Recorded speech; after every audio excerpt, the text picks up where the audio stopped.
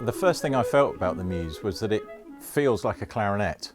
That might sound strange, but very often E-flat clarinets can feel a distant relative of the clarinet, and this felt very much like a transition from the other Selmer clarinets that I've played.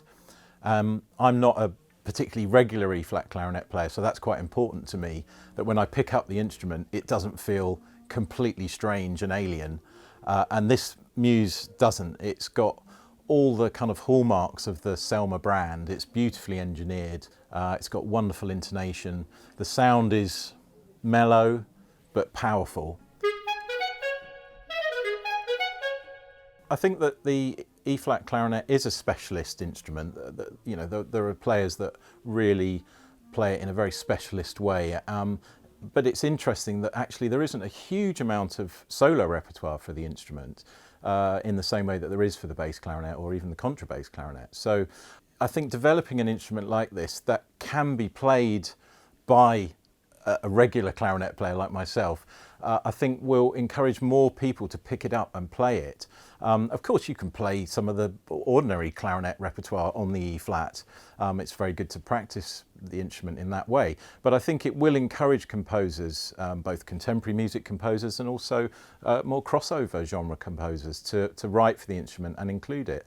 You know, I mean, I think if you think of some of the great film scores like E.T. by John Williams, that's got some absolutely fantastic E-flat clarinet writing in it.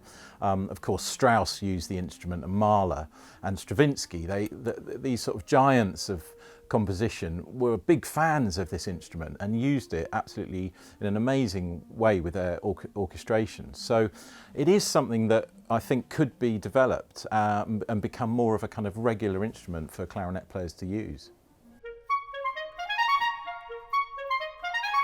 I think when you're performing, that is probably your audience, because you want to connect as much as you can and communicate to your audience. When it's composing, in the sort of composition I do, I tend to be working to a film, so I'll be inspired by the images that I see.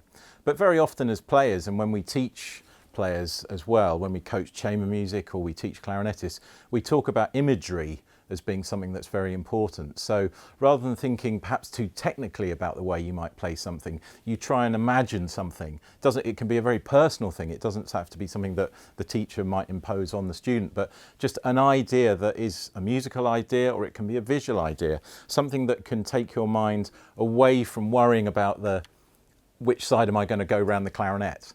And that can be a very inspirational Muse device.